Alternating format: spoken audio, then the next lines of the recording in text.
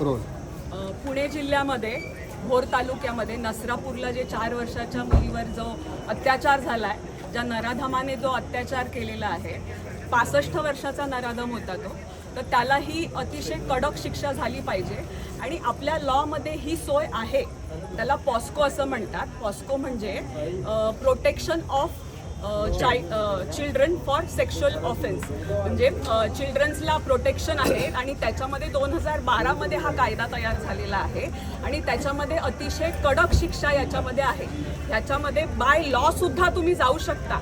By law तुम्हाला fast ट्रॅकमध्ये 15 दिवसात ते 20 दिवसामध्ये एव्हरीडे सेशन बसतं. एव्हरीडे सेशन बसून बाय ट्रॅक बाय लॉ त्याला तुम्ही फाशीची शिक्षा करू शकता.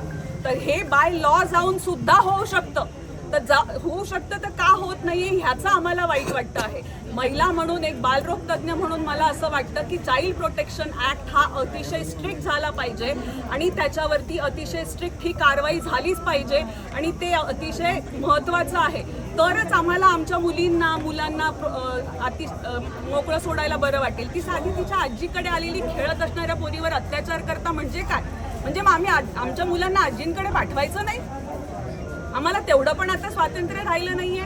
तर बाय लॉ आता सरकार खूप चांगलं आहे, अतिशय मदत करतं आहे, चांगल्या गोष्टी करतं आहे. तर ह्याच्यावरती थोडंसं लक्ष घालून सरकारने केलं तर ही गोष्ट नक्की अगदी चौकटीत बसून व्यवस्थितरित्या करता येणार आहे. जसं दादांनी सांगितलं, थोडं चौकटीच्या बाहेर जाऊन काही ठिकाणी केलेलं आहे, पण हे चौकटीत राहून पण करता येणार आहे. त्याच्यामुळे सरकारने कृपया याच्यात लक्ष घालावं आणि हे करावं अशी आमच्या सगळ्यांची नम्र विनंती आहे. थँक्यू.